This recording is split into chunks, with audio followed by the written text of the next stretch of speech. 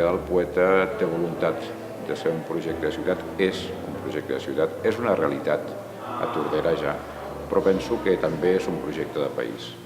És intentar donar a conèixer quelcom que el nostre país necessita, que és la nostra cultura. Al Teatre Clavé i amb els altres dos espais on pararem, a la Biblioteca i a Prudenci Bertrana, doncs tornarem amb el símil, amb la metàfora de la mirada, no? O sigui, veure amb l'excusa del projecte, amb l'excusa de mesclar col·lectius diferents al voltant del fet artístic i del fet poètic, que també es vegi a l'equipament des de perspectives diferents, mirades diferents. En la primera mirada hi havia un concepte més de treballar en 3 espais, i en aquells 3 espais les coses que es feien eren bastant úniques. Dintre de cada espai hi havia un gran espai que acumulava l'atenció de la gent i d'allà no et movies. Aquest any hem recuperat la idea de la passejada de l'any passat, però aquesta passejada l'hem incorporat a cadascun dels espais, de tal manera que l'espectador té una mica el sentit de que tota l'estona s'està movent.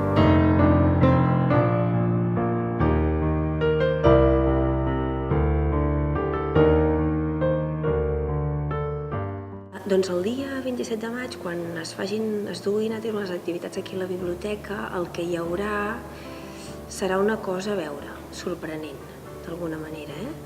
Sé que en una d'aquestes parets de la sala gran s'hi projectarà un audiovisual, que això segurament serà bastant maco de veure, perquè a més es veurà des de tot arreu, clar, perquè com que hi ha aquesta alçada, doncs les persones que vinguin podran estar entremig dels llibres, que també és maco això, no?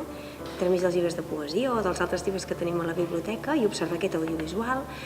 I també sé que s'hi faran alguns raconets on potser s'hi recitarà poesia o s'hi farà música i que, diguem-ne, hi participaran col·lectius diversos del poble, com per exemple persones que estudien a l'escola d'adults. L'audiovisual, com que els tallers que nosaltres estem fent un seguiment són gent de l'institut, gent d'un grup de la Creu Roja, persones que s'estan alfabetitzant ara, gent gran, també hi ha gent de l'esplai. Clar, hi ha una barreja d'edats i de maneres de fer, de pensar. Per tant, l'audiovisual intentarà mostrar això, com es pot treballar amb aquests diferents grups socials o diferents persones i veure com ells s'apropen a una poesia.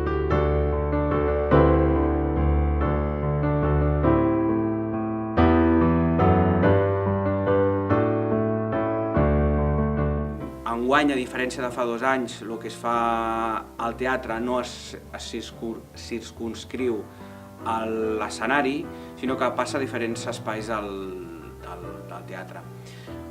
Un d'ells seran els books que li diem nosaltres, però que en realitat són uns camerins que tenim a l'Escola de Música reciclats com a aula i que en aquest cas ens serviran per recrear un dels poemes del Margarit, que és el poeta convidat enguany, al voltant del qual gira la mirada, que són 3 poemes a la manera de Hopper, 3 poemes a la forma de Hopper.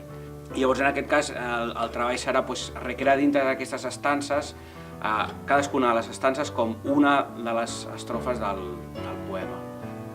I l'altre espai en el que jo estaré més directament involucrat serà aquest, el de l'auditori, en el que tenim la idea de representar o donar vida al poema recital, que és un altre poema del càlcul d'estructures, en el qual ja serà una visió més clàssica en el sentit que sí que hi haurà una persona que recitarà aquest poema recital, encarnant una mica la figura del poeta, però nosaltres pretenem donar-li, entre cometes, una mica la volta a aquest recital a través d'una sèrie de coses que encara no us explicaré. Per aquesta passejada que dèiem de dintre de l'equipament, incorporant també una passejada diferent per la plaça de l'equipament. Concretament una instal·lació que ha estat dissenyada i està sent portada a terme per l'artista Teresa Pera i en col·laboració amb alumnes de l'Aula de Belles Arts del Teatre Clavé.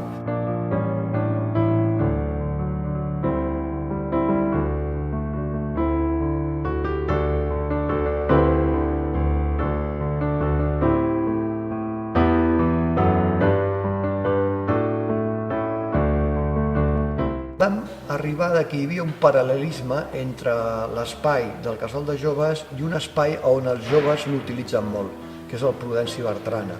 Ens va semblar que aquesta similitud entre el Prudenci Bertrana i el Casal de Joves podria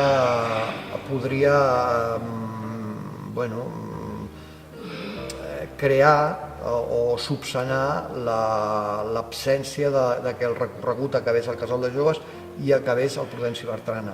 Amb això també aconseguíem un altre punt de vista de la ciutat i sobretot incorporaven a la passejada el pont de ferro com un element que urbanísticament ha fusionat o ha unit molt bé tota l'altra part del riu Tordera a Tordera, el nucli antic. El pasaje sobre el puente es un pasaje metafórico, como ahora vamos en un lugar donde no se torna, no se va a voltar de atrás. Es como la vida, ¿no? La vida tiene que seguir siempre. El puente vamos en un sitio donde todos termina, probablemente. Es un sitio que es el parque después, que es un sitio, digamos, punky. Es un momento de ruptura total donde no se puede voltar.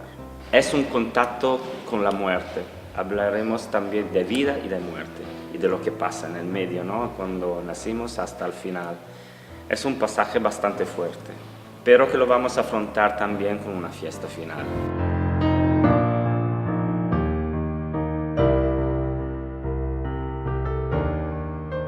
Porque la vida y la muerte van siempre de fiesta.